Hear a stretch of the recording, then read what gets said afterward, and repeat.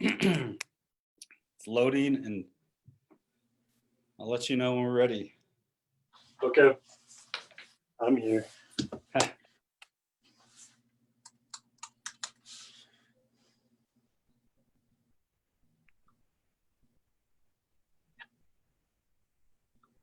All right, we're live.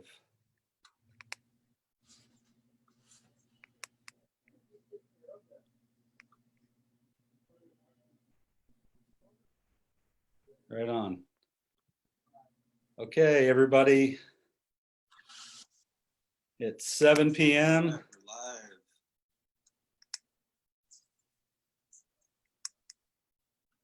Okay, first off, I would like to say welcome and thank you for tuning in to First People's Fun and the Rolling Res Arts Saturday Art Live.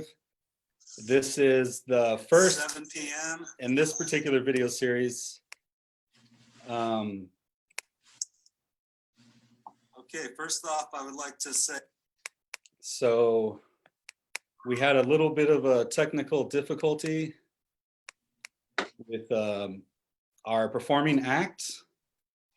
And so what's going to happen is I'll direct you all to them at 8 p.m. at their Instagram page.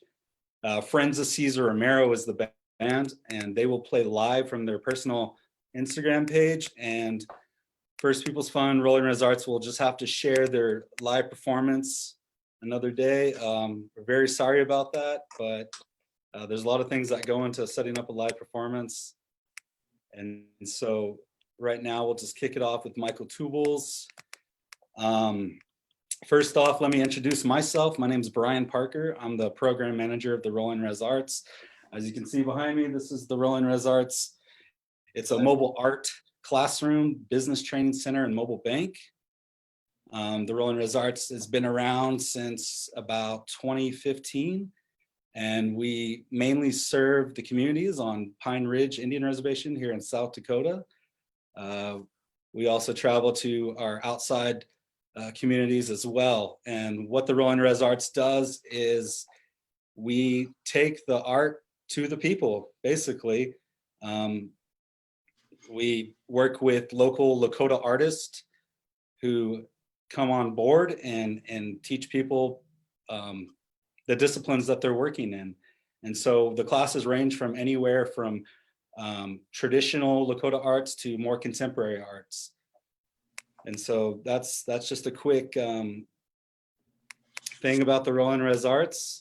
You'll forgive me, this is my first time doing Zoom, and it's going pretty cool, I think.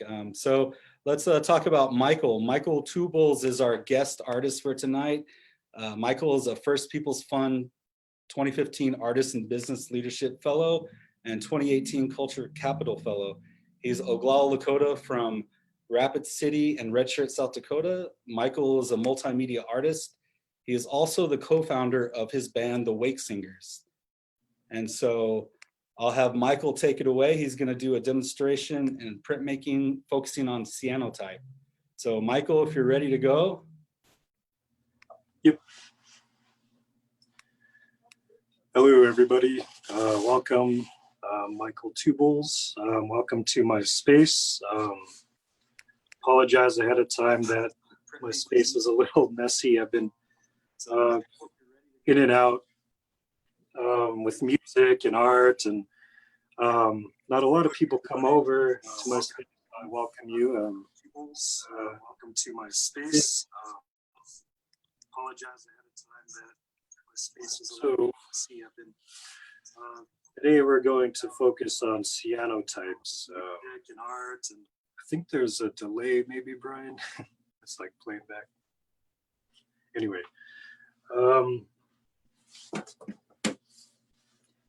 so there's a lot of different sort of processes, and I want to encourage everybody to ask questions on the chat. I really love to have engagement when I do workshops with watching or participating. Obviously now I don't expect everyone to have these chemicals I'll be using, but I think Brian we'll post later if you guys are interested in seeing the steps again.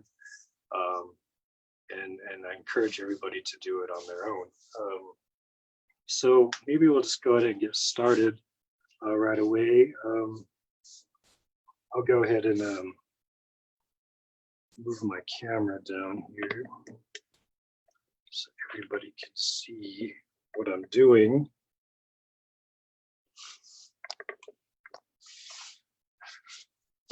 So today, I think we will, give me 1 second here.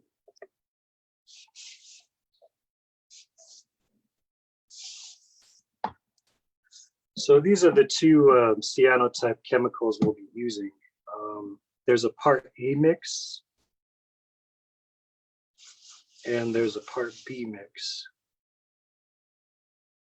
And these could be purchased, I believe I've seen them purchased at Hobby Lobby or Michael's actually.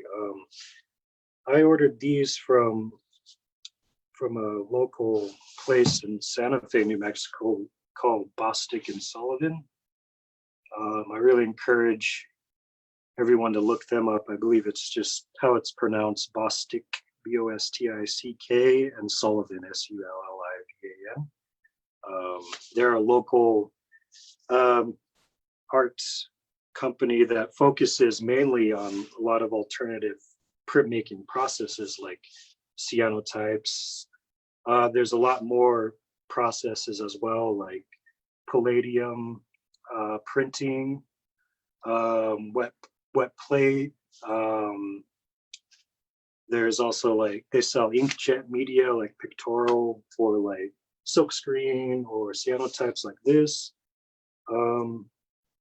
And they're not, I only mentioned them because a lot of those materials are kind of hard to come by, especially if you're coming from a rural area or like Rapid City like myself. So I find myself having to order a lot of things, unfortunately. But I think for sure you could get these at Hobby Lobby. Yeah, so we'll go ahead and get started up. Before we dig into it, I want to show you guys some finished products. They're more or less test runs I was doing a few weeks ago. So the last time I've actually done cyanotypes before a few weeks ago, it's way back when I was at our school. So I'll teach you the way it was taught to me. So first, you'll take a lot of these chemicals and you'll coat a piece of paper first off. So I'll go ahead and show you a test run I've done. So what I've done is I took the cyanotype and actually applied it on a piece of paper.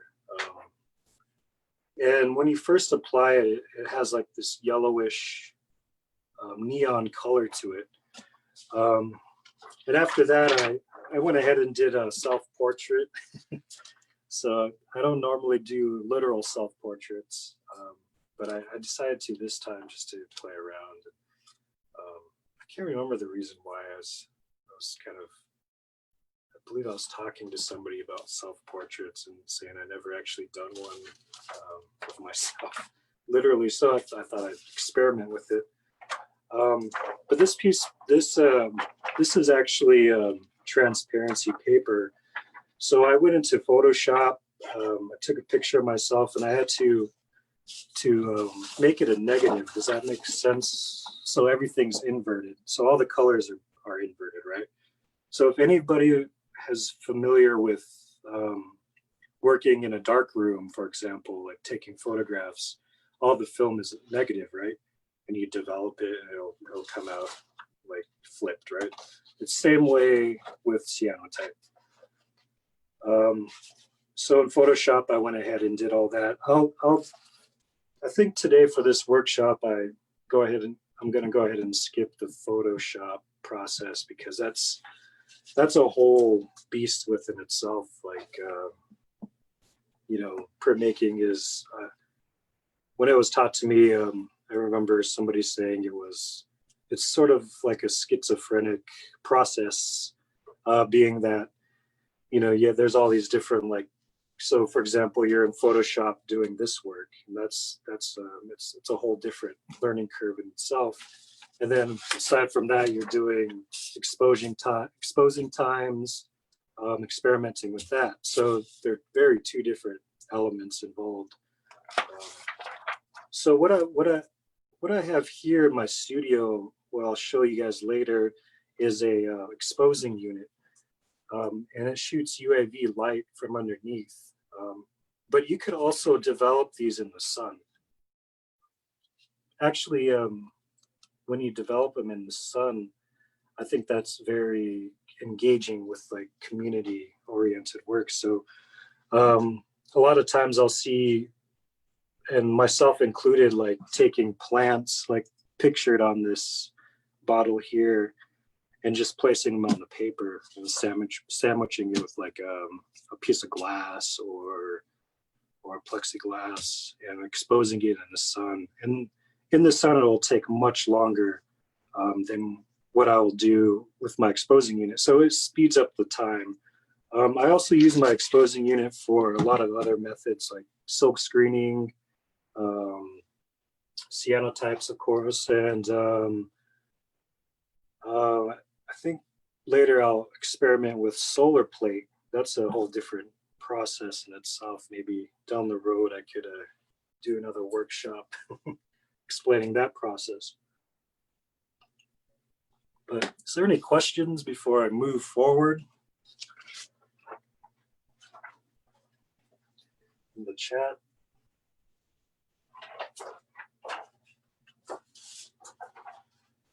No questions yet, Mike. Just keep going with it. You're doing good. Oh, thanks, Fred. So I went ahead and printed out a lot of different images on the transparencies beforehand. One of them is for a preparation for a show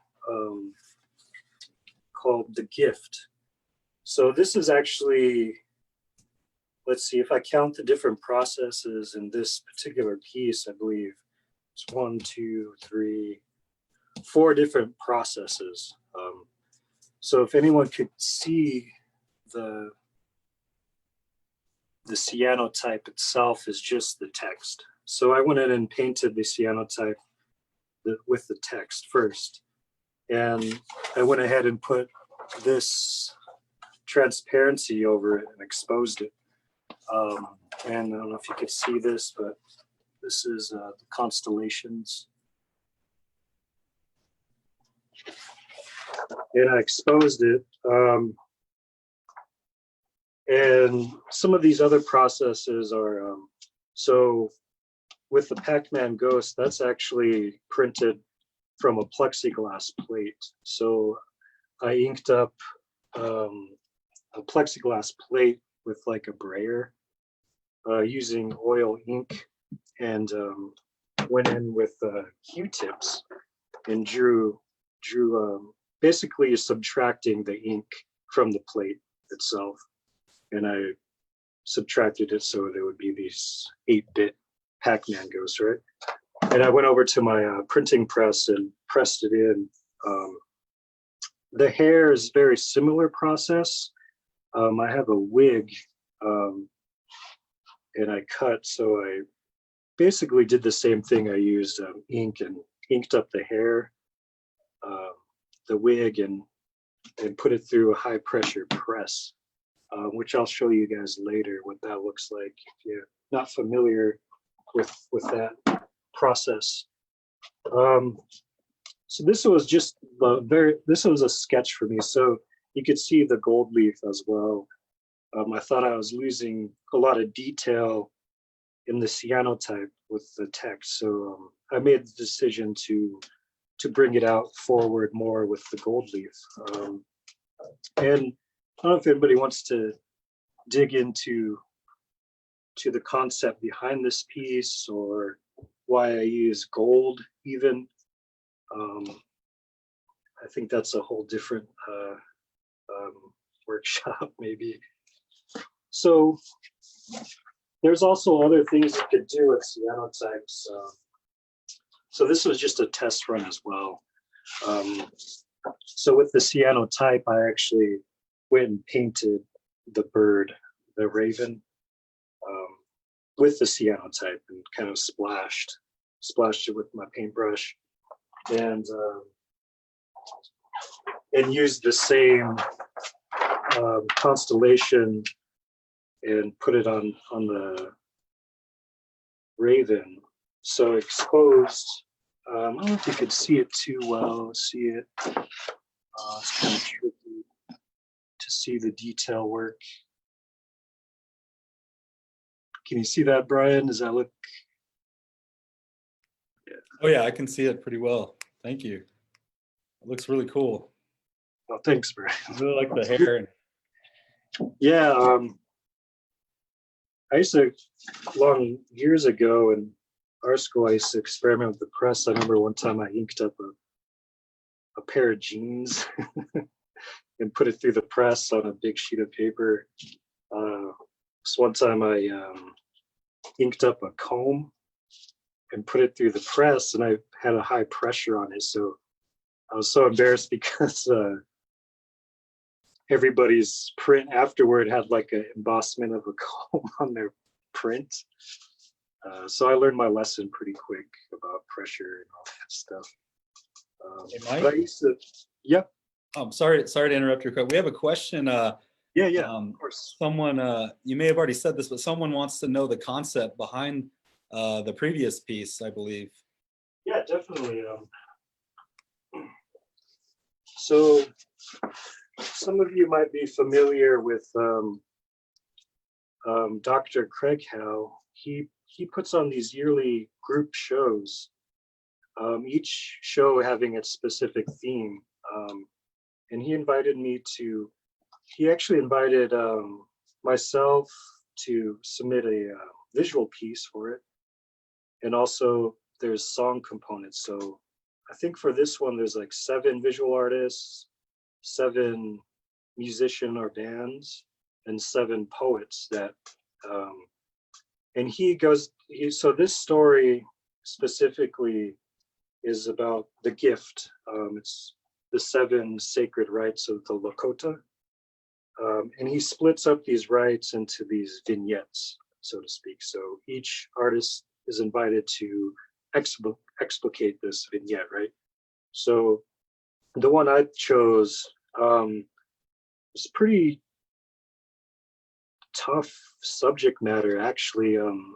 It's about keeping the ghost or keeping the spirit. So in Lakota culture, when someone passes away, I think a lot of Lakota may know this, that, usually you take a year to grieve, right? So that means like really not a lot of social interactions, and it's time to contemplate your loved one. And that's more of a modern take on the old way. So Wanagi Yuhampi, and I chose to use the constellations because of the Milky Way. That's in Lakota culture. When you pass, it's believed that you pass through the Milky Way, the spirit road, or Wanagi Tanchanku.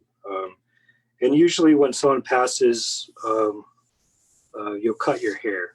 So that's what the hair represents. The ghosts obviously represent spirits. And I thought I would take a modern take on representing a spirit. Like what would convey that right away in popular culture when somebody looks at it, right? So that's why I chose to use the Pacman Ghost. But yeah, and the gold is kind of loaded with a lot of things, because I think when specifically when gold was found here in the Black Hills, I believe that things dramatically changed for everyone's lives, especially for Lakota people. Treaties were not honored, were broken. A lot of things happened during that time, and I wanted to put that gold in there to sort of represent not only has our whole life turned upside down because of that, it's also that some of these old sacred rites we used to use also got changed a little, just like anything else. You know, things are always constant change, movement, and I believe that a lot of these old Lakota stories are able to breathe in all these different time frames and contexts. So that's a little bit behind this piece here. And what are we at on time here? We're doing okay on time. I just got word from the band, Friends of Cesar Romero, and they're ready to go on at 7:50. So. Oh, good. That's good. No rush, but I just wanted to give you an update on that. Give everyone an update. Good. That's good to hear. Yeah, Friends of Cesar Romero, guys, stick around. They're all my old buddies from childhood. Good band. So we'll go ahead and just get started. We'll start coding a piece of paper right away.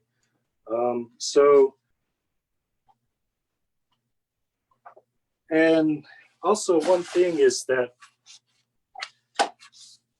there is really no limit to what you could code and expose on.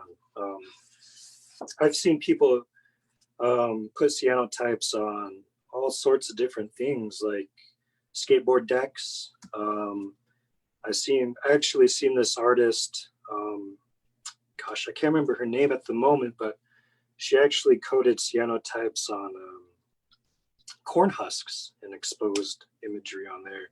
That was way cool.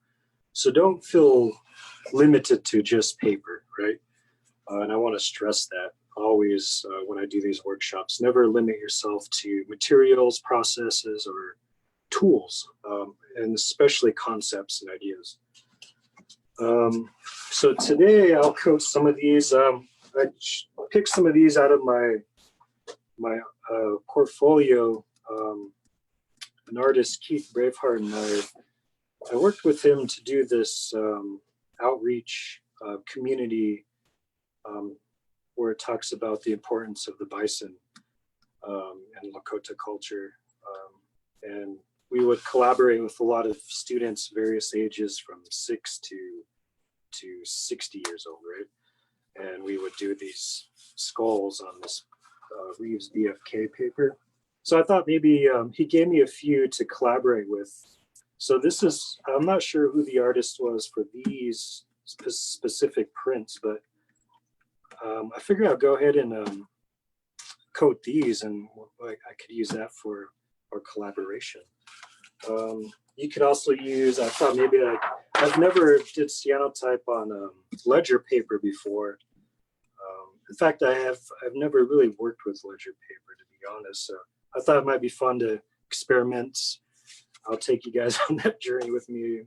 Who knows, it might fail, but that's okay. I think when I was doing these test prints a few weeks before, it took me at least a week.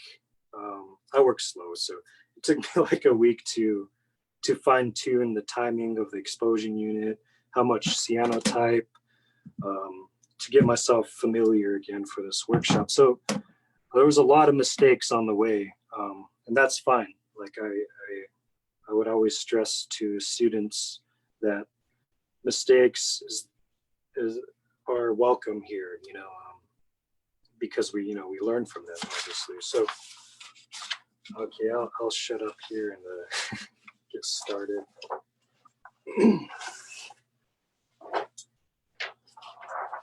So we'll go ahead and start with the mixture. So because this is light sensitive, I'm gonna have to turn off the lights, but I do have a safe light, a yellow safe light. So tell me if if anyone out there is having a hard time seeing, and I'll try to get the safe light a little closer.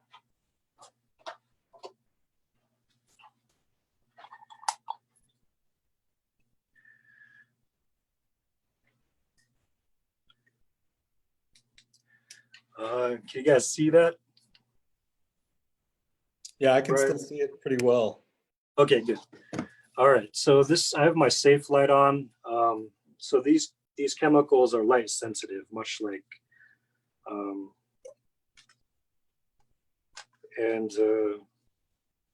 but it's not super light sensitive, like say like silver gelatin paper for like black and white photograph. So a little sunlight, little light is okay. So I'll go ahead. I usually have a measuring tool. Anything will work. So part A and part B is just 50-50. It's pretty simple. So anything will really work. So I just have like an old like cough medicine thing here. So I'll go ahead and I'll mix it into a bigger bowl. And a little bit goes a long way. Make sure you shake it up well.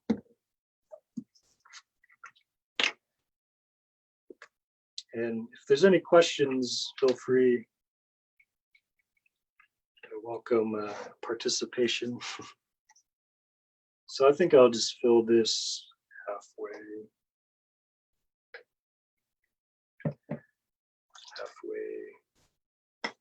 That's the part A mix. The order doesn't really matter. Let me mix this.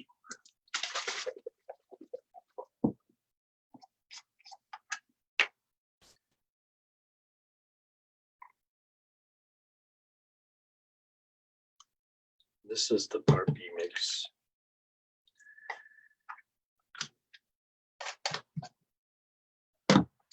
Pretty simple.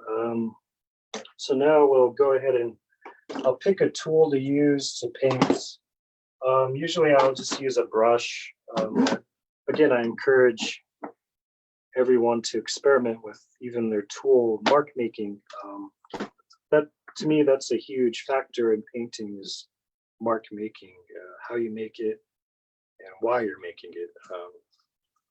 I mean, those are always important things to think about while you're making art, I think. But again, I'm not here to tell anyone how to make art or anything. I do not want to do that.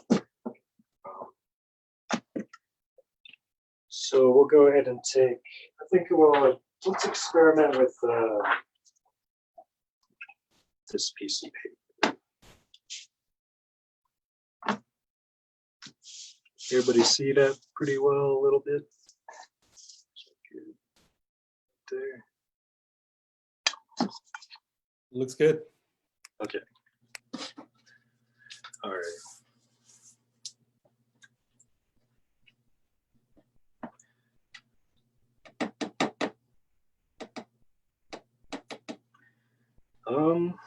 So I'm just going to go ahead and just jump right into it. Maybe I'll kind of, like I said, I really love mark making.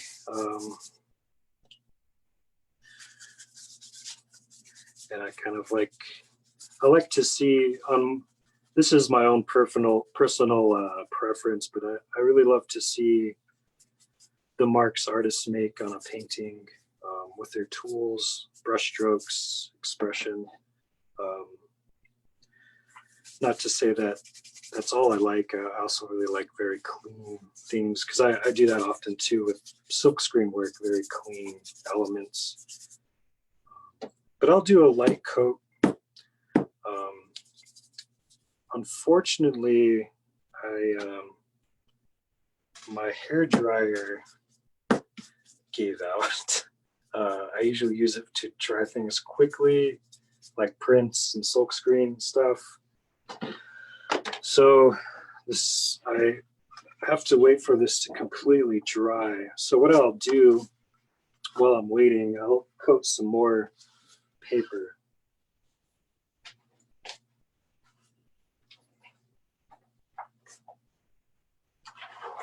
Let's experiment with this ledger paper. What do you guys think? What does everyone think?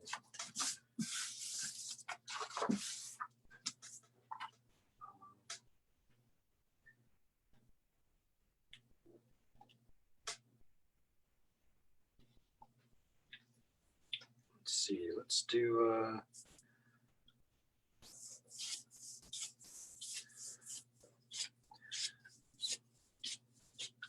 so this paper has a little bit of a gloss to it, so I could kind of already see that it's might take a while to dry.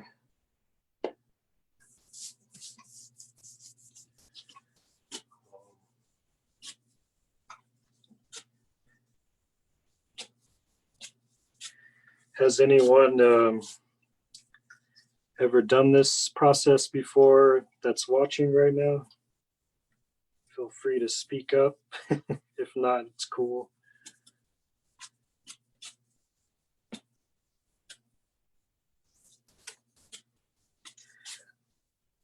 So I very consciously put this square within a square. So it's going to be very symmetrical.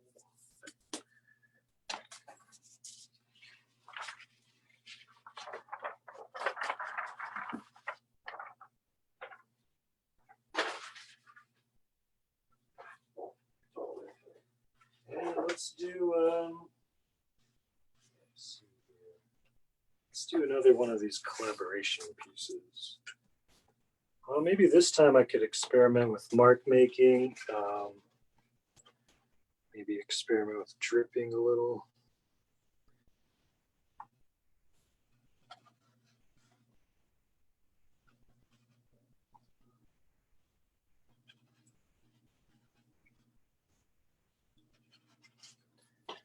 It's a little messy, but it's okay.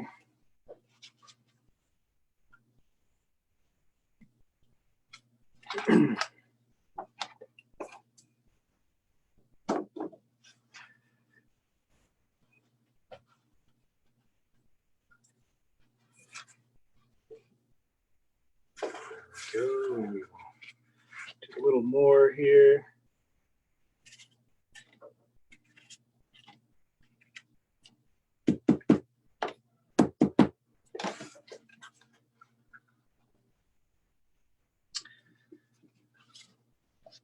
So in this studio, well, maybe I'll say a few things about our studio here. I call it our studio because I have two of my close relatives living with me, and we use this space to do a lot of different things. So right now we're recording a lot of music in this space. We're also doing a lot of like live gigging, streaming. That's been pretty fun.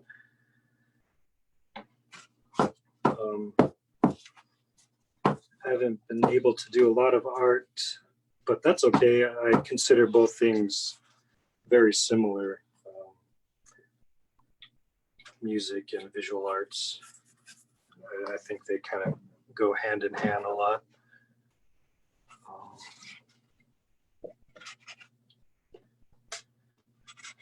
Our singer, Two Bulls, she's having a birthday. So we're going to do a birthday show. So I'm going to give a little plug for our band, the Wake Singers.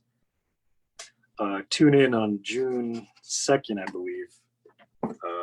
If you're on Instagram, we're on just the Wake Singers, at the Wake Singers. Okay, so I think I'll just kind of do that kind of mark making on it.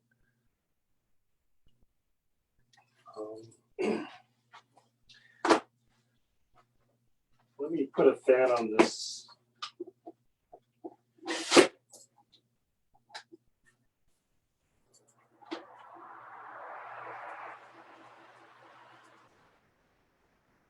So while we wait, maybe we could,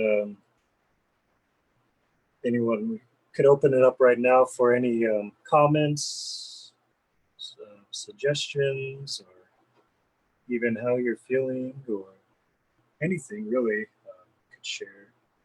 I would appreciate that.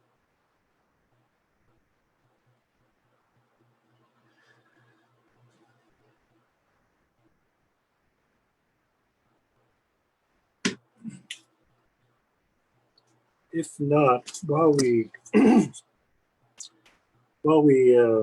wait for this paper to dry, I could show you some pieces I'm working on.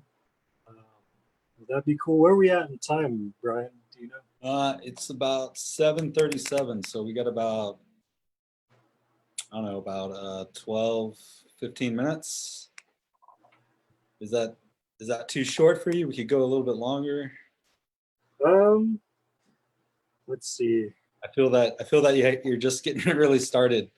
Yeah. So maybe we should just go until 8. So yeah, just keep going. You're Sure. doing good. Yeah. Well, let's see. Yeah, I could plug in this thing that could help heat it quicker too. But we'll go ahead and move into the other area of my studio.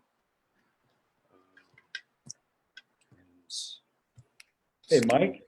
Yeah. We have a question here. Sure. Somebody wants to know how this stuff reacts to metal. They say they feel it might be cool for my fuzz pedal enclosures. Nice. That's from a Mario Minor Jr. Oh, what's up? Hey, how's it going, man? Glad you tuned in. Great question. Yes, I think that would work.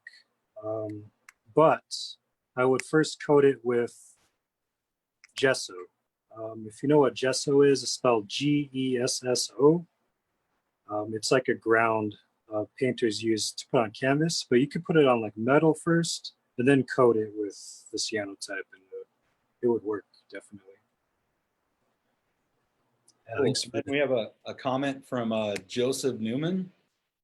He Oh, says, how's it going, Joe? he says that I in photography, he did collaboration on a large canvas. Yeah.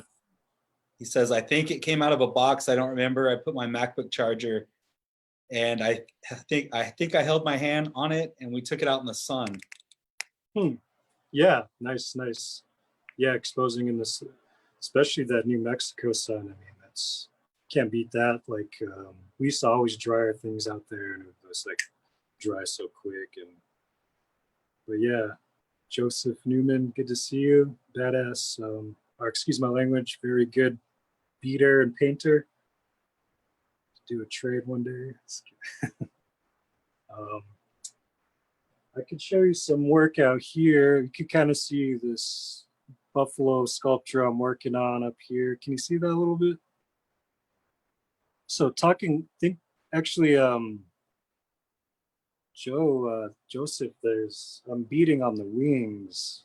That's so hard. I'm not a beater by any means, but I'm trying. I'll have to show you that to you soon here. But we'll move into the other room. Bear with me here. I have this on a tripod, so it's all rigged up. And again, excuse the mess here. It's kind of crazy.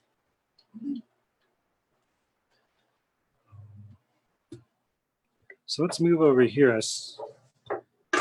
to this area.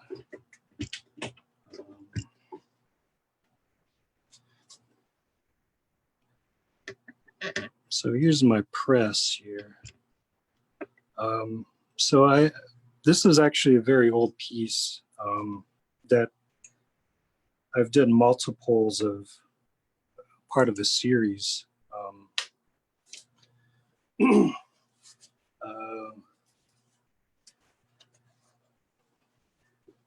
I've done about 3 of these they're not alike.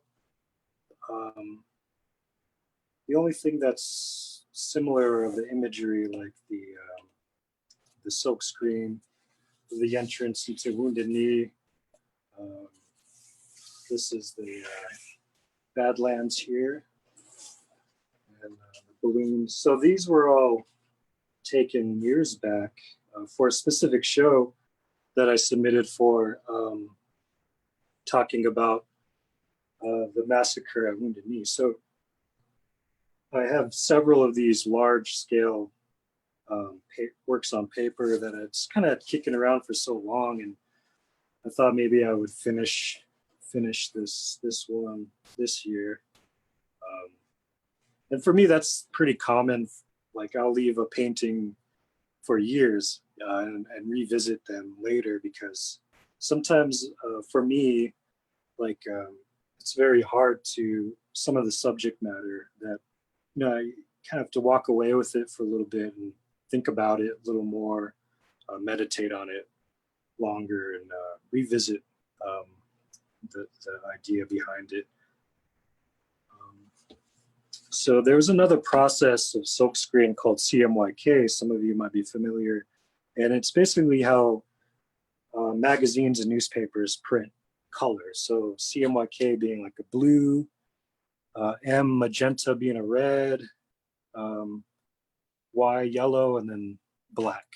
So it's 4 color drops in the same exact area, which would all have tone dots, which would create the color of duplicate the best way you can from the photograph you've taken. So these photographs I went out and took years back. And actually at IAIA, we did a photo shoot of the balloons. I went out and bought these balloons, and it took us hours. Wade Patton and I did a photo shoot, and it took us hours just to get these balloons to stay still so I could photograph them. Yeah, I think I'm at a point now where it's almost done.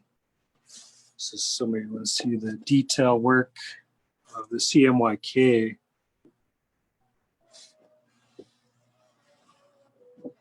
And this is several different processes as well. Cmyk, there's hand painted, there's oil pastels. All of these lines that you see, I inked up string individually and put them onto the paper and put it through the press here. You know, some of you familiar with printmaking, but this is an etching press here. And this could do so many processes, this etching press. You could do copper plate etchings. You could do monotypes, monoprints, chicolé. I'm just naming of just a few different processes that you can use. Let me go check on the paper real quick. I'll be right back.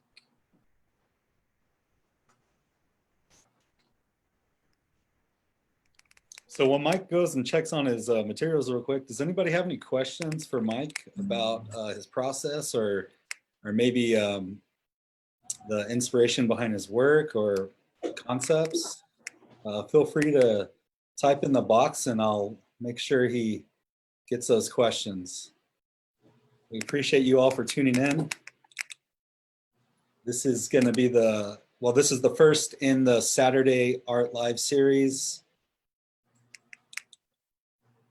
Again, Micheal Two Bulls is a multimedia artist from Rapid City and Red Shirt Table. He's also a co-founder of the band The Wake Singers.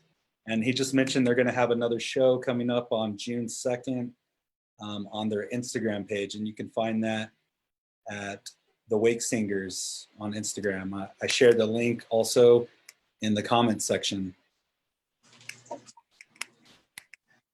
Cool. Thanks, Brian. They're just about dry, so if there's any more questions, please feel free to ask. Yeah, there was a question. Where did it? Oh, actually, there was no question from the chat box, but I just wondering if you could explain a giclée print. Oh, Shinkale. Excuse me. Yeah, Shinkale. I think it's spelled Chinecolle,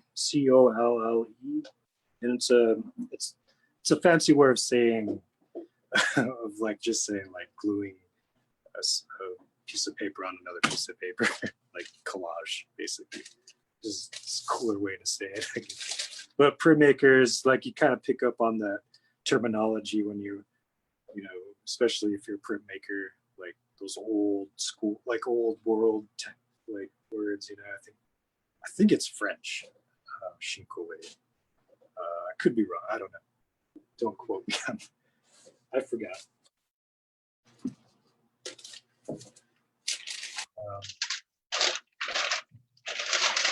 Let's crack this open. I haven't cracked this open in a while.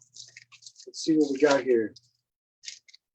Not a whole lot.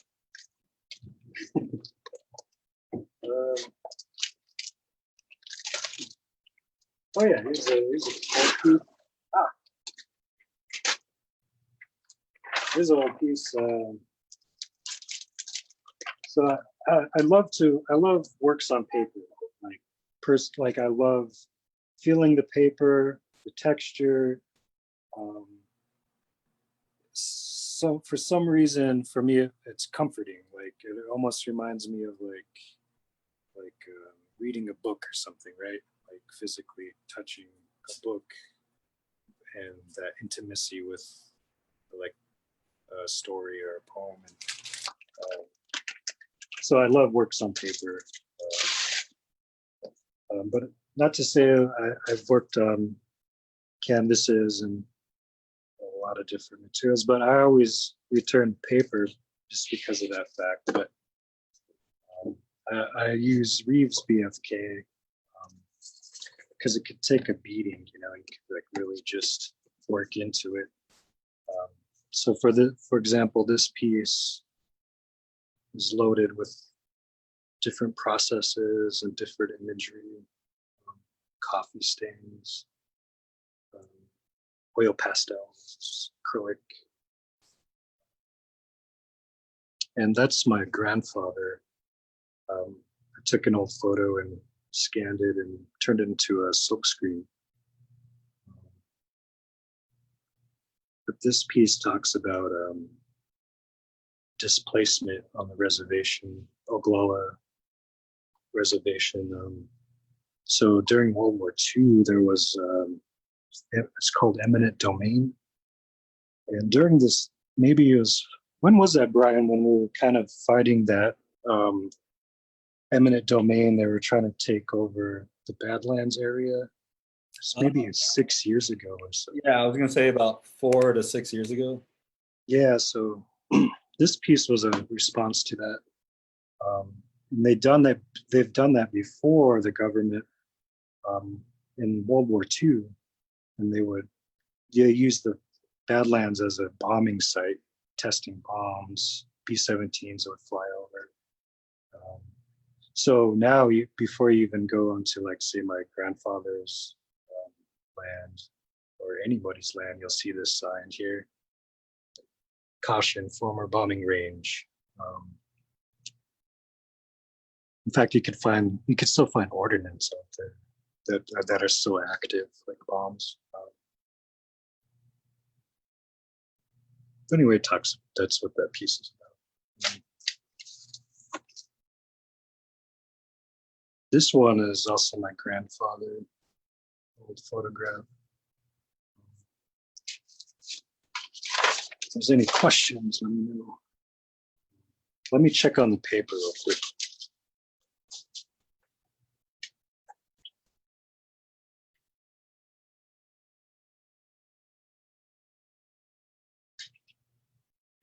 So we'll have the band Friends of Cesar Romero go on in about 10 minutes. They're back and they're ready. So we'll have 10 more minutes of this demonstration going on. And again, we thank you all for joining us tonight on our Saturday Art Live series. Check out the links in the chat box with friends of Cesar Romero and also Micheal Two Bulls, our pages on Instagram, as well as his band page, The Wake Singers. If you have any questions, please feel free to keep asking in the chat box, and I will make sure Micheal gets those and answers the best he can. And also, if you have any suggestions on what you might like to see in the future with these series, feel free to put those in the chat box as well. Thank you. So surprisingly, I was wrong that actually the ledger paper dried first. So let's go ahead and move on to the next process. I'll try to go ahead and maybe I'll just make this one print because I don't want to make anyone wait for the band to play. I know they're waiting. So let's go ahead and do this. Hey, Micheal, you have about 8 minutes. No rush, Okay. but I want to let you know about time. Cool. This is the exposing unit I was talking about earlier. If everybody could see that. There's all different kinds of exposing unit, and like when Joseph mentioned earlier, you could use the sun as well. But let's go ahead and turn this baby on.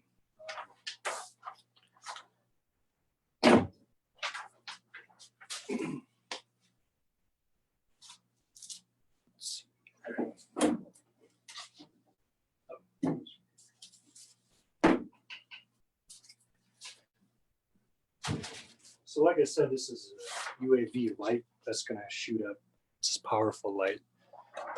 So this is coated, and you can see how it's yellow. And I'll use this, since the theme is bison, I'll use this old transparency I fished out, bison skulls. So I'll go ahead. So always remember when you're exposing, you want the sun to hit it. So in this particular print, I'm going to go ahead and flip it over. I feel like there's this negative space here that I want to put something here as well. And keeping that in mind, maybe later I'll come in and paint something here just so the composition is flowing.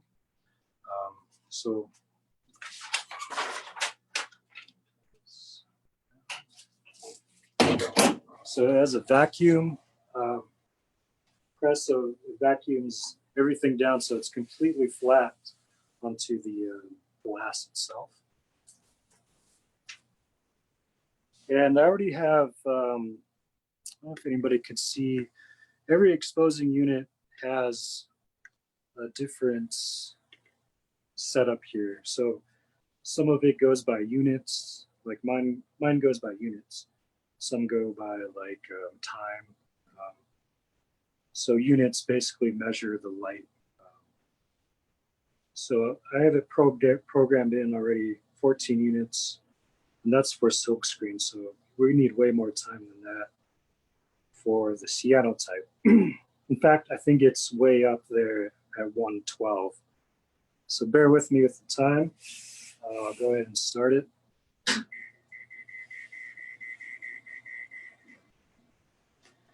You'll see that the light there, that will kind of change. Oops.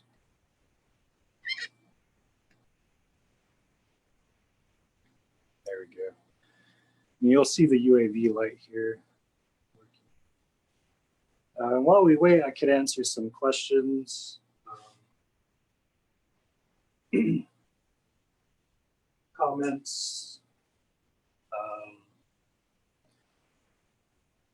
Hope everyone is staying safe. I know it's tough times right now. As artists, a lot of us are struggling, but I think now more than ever is important for us to work together and be together in various ways. So it's really great that First Peoples Fund and Brian is doing this for artists, and it's for me, actually, it's really quite interesting because, like, live streaming, you get access to artists you normally wouldn't get access to. So it's exciting to see a lot of, like, in fact, today I tuned in to all my relations gallery in Minneapolis. They had a live feed with different people talking. Like every day, it seems like there's something cool happening that normally you couldn't attend physically, right? So there's some blessings there in a way, I think.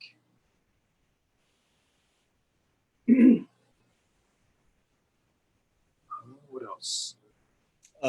Joseph Newman asked if you could list the materials needed for this process, because he'd like to try eventually. So maybe after the presentation, you could just type in the materials required. Sure. Yeah. I'll touch base with you before I log off very quickly. In fact, let's do that right now.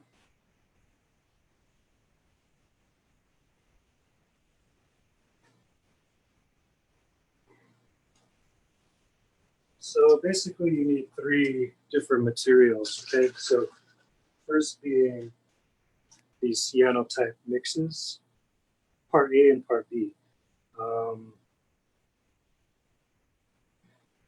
And you could pick these up. I believe I've seen them at Hobby Lobby, maybe. And Joseph, I don't know if you're still living in Santa Fe, but Bostic and Sullivan may be familiar, but they also ship. And that's a part A, part B mix 50-50. Mix them together. And then the next part that I will use is just regular hydrogen peroxide. And water. And I'll show you guys that in a second here.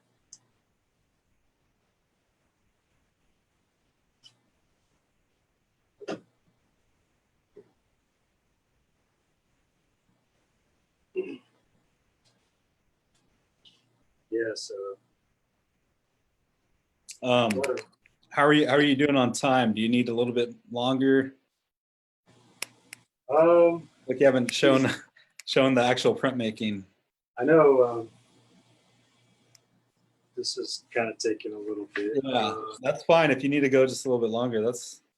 What time is it, Brian? It is 7:59. Shoot. So the next part shouldn't take very long, actually. Sure, yeah, no problem. Looking great, man. About a minute here. Yeah, so for a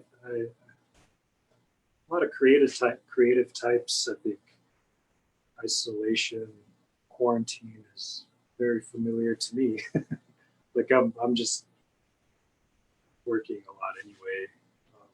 I don't go out much anyway, so not a whole lot has been changed in that aspect for me. But it's still disappointing that you can't really reach out to loved ones in physical space. It's tough, but I think technology surprisingly has been useful. Like this, FaceTime, whatever. All right, I think it's just about ready. We have a quick question from Donnie. Oh, hey, Donnie. Welcome. She says this is great. She's glad she's tuned in, and she wants to know if you'll present the finished piece when you add to it. Yes. You mentioned the empty space on the print. Yeah, definitely. I know that we follow each other on Instagram. I'll post it on my page when I finish it, definitely. But thanks for tuning in. Yeah, my heart goes out to you and your family as well. Okay, so let's do this real quick.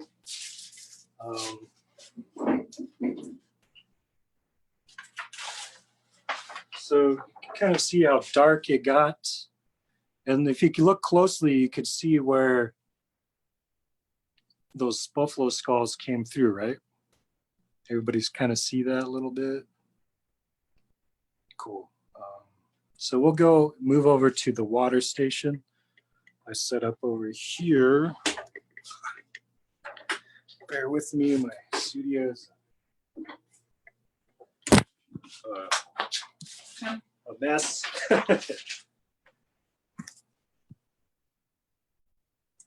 right, it's okay. Okay, my bad. Let me break this down. Okay, this part's really quick, so I'll go ahead and go through this quickly with everyone.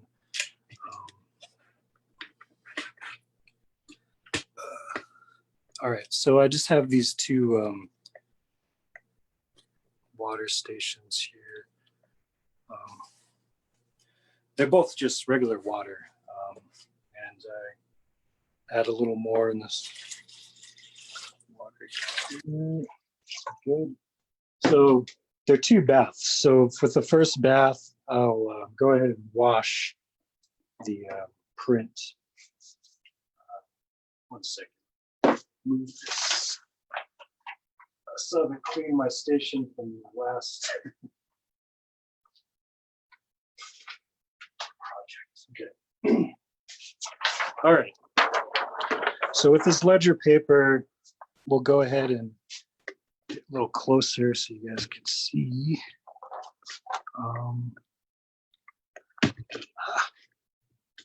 How's that, Brian? Yeah, that's good. Is that good? Yeah. Okay. There we go, right there. All right. So this is just water. And basically it's washing away all the non-parts that were not exposed. And we'll just kind of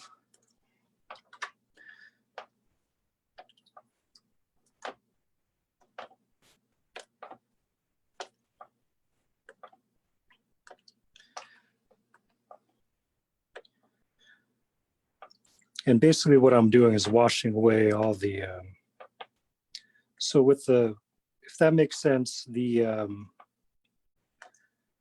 transparency clear paper I was using, so all the black turns to white or goes to the ledger paper, right? Does that make sense? So, my trays are not, water trays are not very big, so. Now with this part, there's several different ways to do this. So one of them is actually using tea bags, soaking tea inside the water. It has to be a certain kind of tea, actually. I think it's non-caffeinated tea.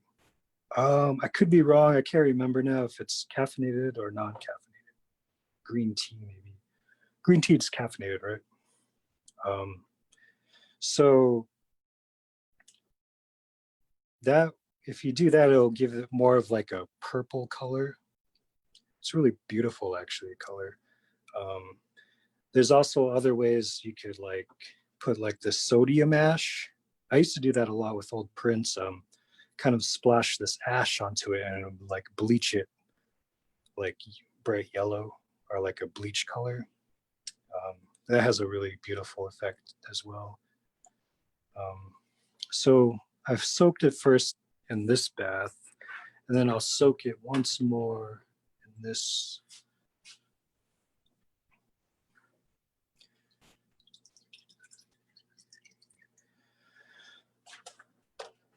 So now what I'll do is put a splash of hydrogen peroxide. And what the peroxide is doing is what it will do is make these blues a little deeper. So it's really up to you if you want that look to it or not.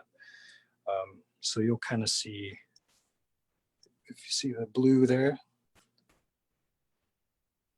And then what's kind of cool too is you could even like play around with the mark making with this even. Like maybe I'll just do that, right? That kind of looks cool to me anyway. I mean, like,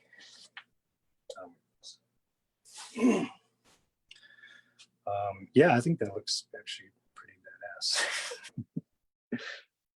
But I don't know if it'll stay that way. Maybe it will. I don't know. So anyway, that's kind of what we got going here.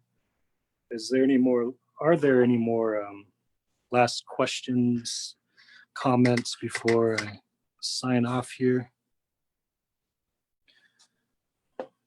No questions, just people commenting on how brilliant and how cool the colors are. Oh, yeah. The overall Thank you for look of the piece. tuning in. No, it's weird. I had a dream about this picture last night. Isn't that weird? In the dream, it was flooding in the streets and I was taking the water out. So with this picture. Anyway, if there's no other questions, I'll go ahead and turn it over to friends of Cesar Romero.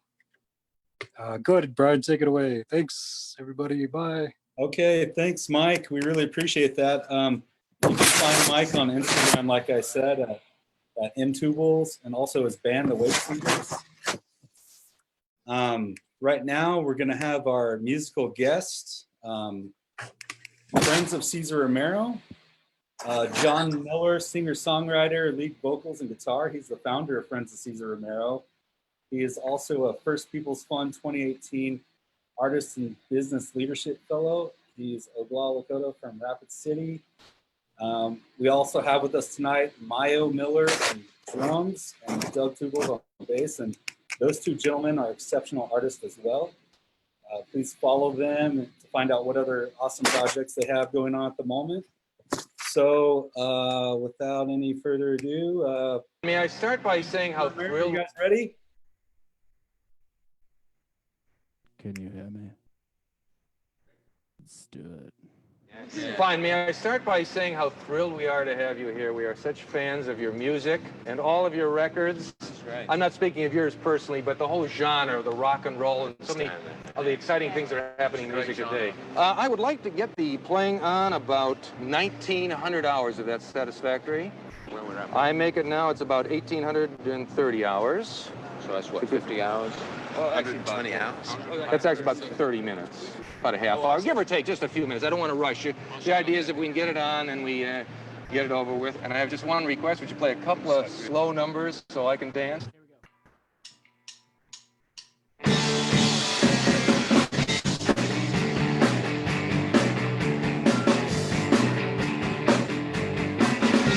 It's really hard to say, but can you slip away? Girl, you've been all I mind. I don't mean to blush and make you feel rushed. We only got a limited time. Baby, I'm all yours.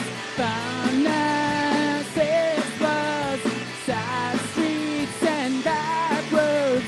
Find your name and secret code.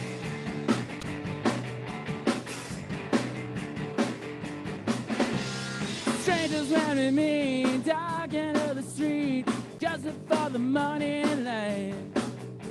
It's really unfair to call this an affair just because we're out of sight. Baby, I'm on yours. 596 bus, side streets and back roads.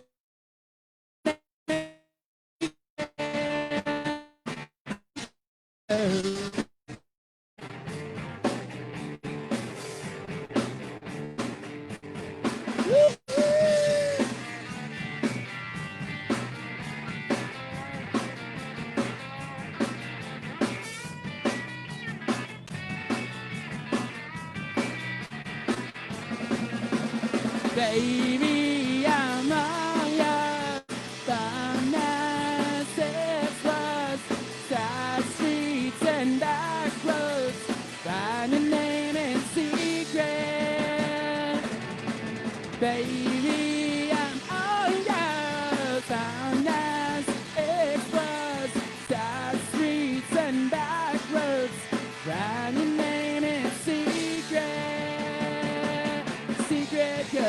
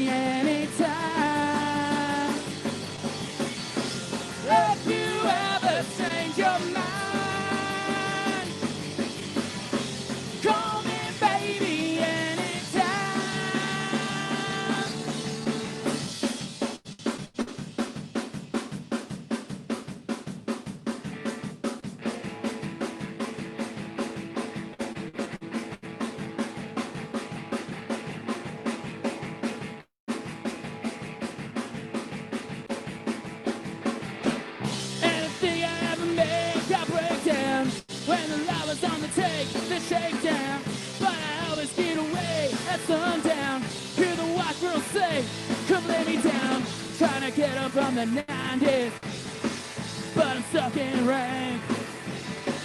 All the humps and angels got me to thank. Anything I ever make, I break down. When the law is on the take, they shake down. But I always get away at sundown. Hear the white girls say, come lay me down.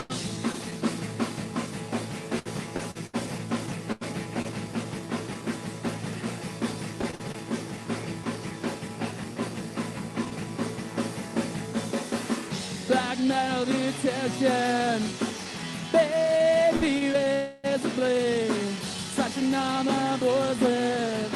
All the promises you've made, they call you trouble. Francine from another life, a busking bubble. The idea of you as a loving wife.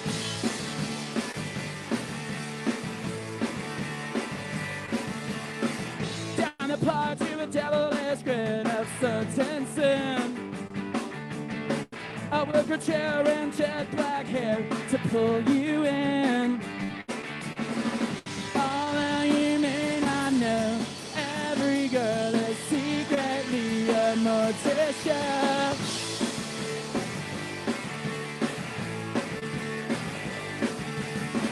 Every now and then I'm reminded why you're the greatest. It seems as though you never tie my pill sadist. Although you may not know, every girl is secretly a mortician.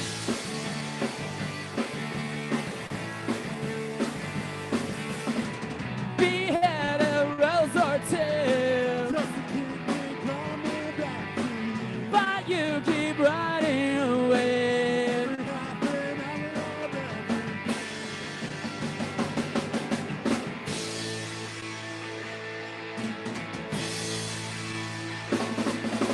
Things are fast when you were mine. 8 ways to count to 9. Ain't on over. Are we over? Tell me now. I could never reach you, satisfy or complete. Yeah, ain't on over. Are we over? Tell me now.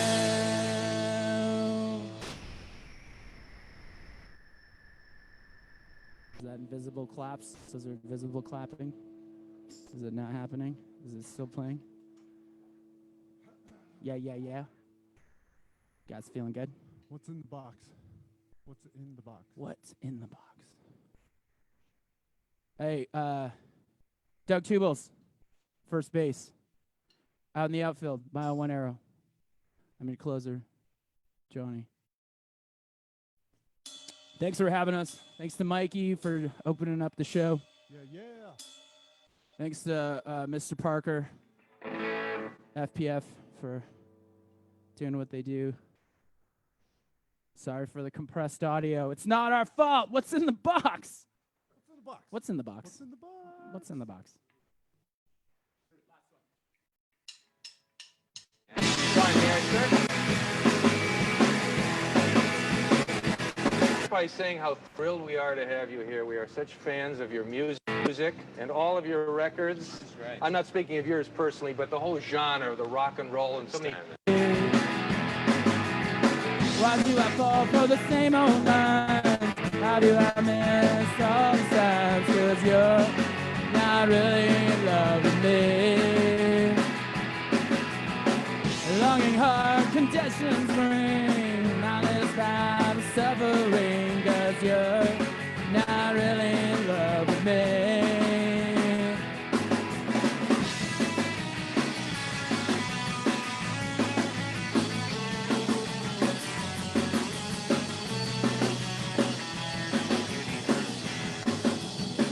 Don't you miss me? Don't you miss me?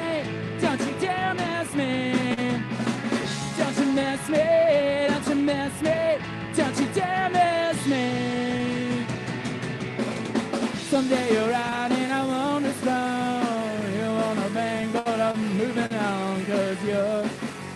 not really in love with me. 'Cause you're not really in love with me. 'Cause you're not really in love with me. 'Cause you're not really in love with me.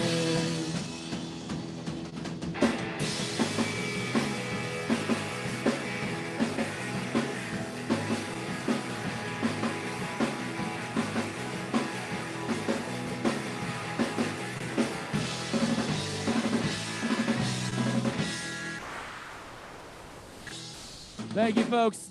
Enjoy the rest of your night. All right. Thanks, guys. Appreciate it a lot. That was awesome. Thanks, everybody, for tuning in. That was Friends of Cesar Romero. You can find their music on Bandcamp. You can find them on Facebook and Instagram, Friends of Cesar Romero. We really appreciate everybody for tuning in tonight for our first series in the Saturday Art Live virtual video series. Thanks to Micheal Two Bulls, our demonstrating guest artist tonight. Please stay tuned on First People's Fund Facebook page for more upcoming art events, Native Artist Professional Development Training, and other good to know resources. Also follow First People's Fund on Twitter and Instagram. That's First People's Fund. You can also visit us at www.firstpeoplesfund.org to find out more about our programs, resources, and upcoming events. I want to thank everyone for tuning in. Please take care of one another and be safe out there. Good night.